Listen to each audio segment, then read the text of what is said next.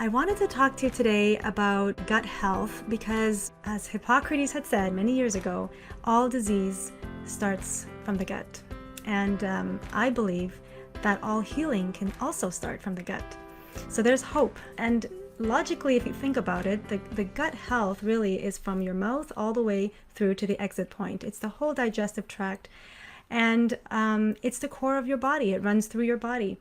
So it's an area kind of like the gateway, like the doorway to all the nutrients, all the good stuff, but also to the toxins. And in this whole GI tract lives tons of microorganisms, trillions, more so than human cells, 10 times more.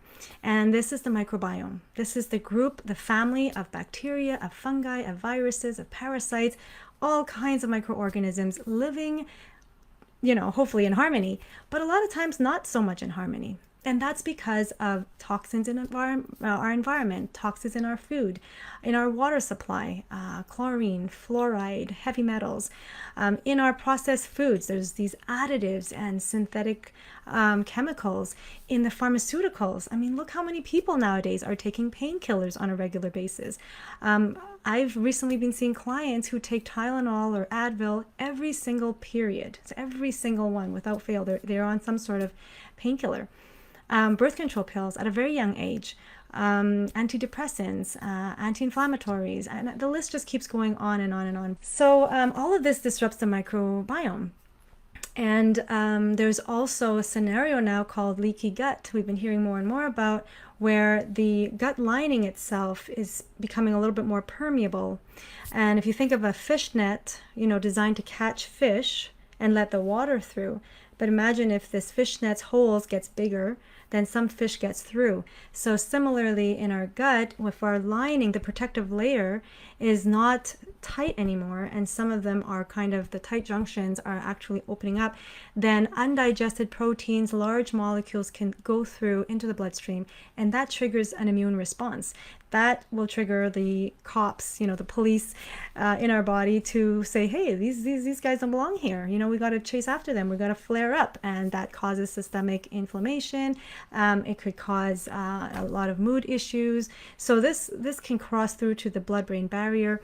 Whenever I hear of people getting bloating, indigestion, I always want to check to see if they have enough stomach acid. So in our days, in our stressful days, there are so many people that are on antacids or Tums or so many other proton pump inhibitors. But to be honest with you, the commonality that I've been seeing more and more as people age is that they secrete less acid. It's not more. Your thyroid is less active. Your pancreas is overworked, so it's tired. Your adrenals are tired. Just remember, stomach acid is very important to help you keep your stomach sterile, to keep all of the parasites away. It kills pathogenic bacteria and microbes. So if you don't have enough stomach acid, what happens is certain bacteria, fungi, mold, parasites, they will survive and they will get into your digestive tract, your colon, and so it could cause inflammation in the gut. So number one, check your stomach acid level. Make sure that it's a healthy level. The second aspect of gut health is the digestive enzymes. Do you have enough enzymes to break down the food that you're eating? So for example, your saliva has amylase. It's an enzyme to break down carbohydrates. Inside your pancreas, it releases enzymes for proteins, for fats. And so you've heard of these words that end with ASE, A-S-E. So things that are for dairy, for lactose, it's lactase. There's protease, there's lipase, there's cellulase. So when you go to the pharmacy, sometimes you'll see these digestive enzymes and you can read through it. And one of the more common ones is called Bino. So it's for people who eat beans, they get really bloated. So Bino can help to eliminate that bloating effect because it adds more enzymes into your body. And that's another thing that gets lesser and lesser as you grow older, because normally it's to be expected that people eat raw foods from nature. And a lot of tribal, traditional cultures will have a combination of cooked and raw, but here there are more and more people that are just eating more cooked foods and less raw foods, and the raw foods have the enzymes to add back to your body. So if you want to get more enzymes, eat pineapple, eat papaya, go for organic, eat fresh greens, go with, green smoothies, fruits.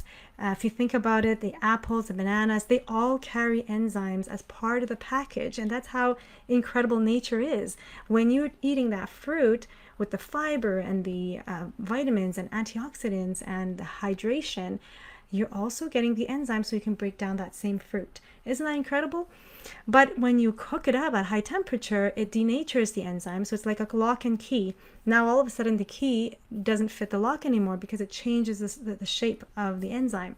So adding back digestive enzymes can very much help your digestive tract. At every meal, take some digestive enzymes if you're really getting excessive bloating. There's also the levels of bile. So bile is like dish soap to fat. So imagine you're washing your dishes, you pour some dish soap, and you can see the fat globules kind of dissolve into little droplets. So bile is very essential, and it comes to the liver, outside the liver ducts, into the gallbladder, and then from the gallbladder it goes into your small intestines. And if your liver is stagnating and weakened and congested, then what can happen is that your liver is not producing enough bile. The gallbladder gets toxic bile. You can also have gallbladder issues at that point, and then you're no longer able to digest fats. So people who have those symptoms would experience nausea, diarrhea. Anytime they eat anything fatty, they could go for a bowel movement and then notice fat floating on the top of the toilet bowl or around the rink of the toilet bowl. So these are key indicators that you may be low on bile. And yes, there's bile salts that you can get as a supplement to your meal. Anybody who has their gallbladder removed should really pay attention to getting some bile salts. And then, of course, your mucosal lining is another factor of gut health. So how is the lining, the skin of your digestive tract? Like I said earlier, if you have leaky gut, if you have inflammation, then there could be sensitivity on the skin of your digestive tract. So what are some things that can help it? Well, things like collagen, L-glutamine powder, aloe vera for some people, bone broth. This is all the components of the mucosal lining. So there's things like slippery elm that can help coat it. So yeah, that's an aspect of gut health as well. And of course, having regular movements is so important, because when you're constipated, the toxins can get reabsorbed into the body. They can cause some more inflammation. And so having regular bowel movements is super important.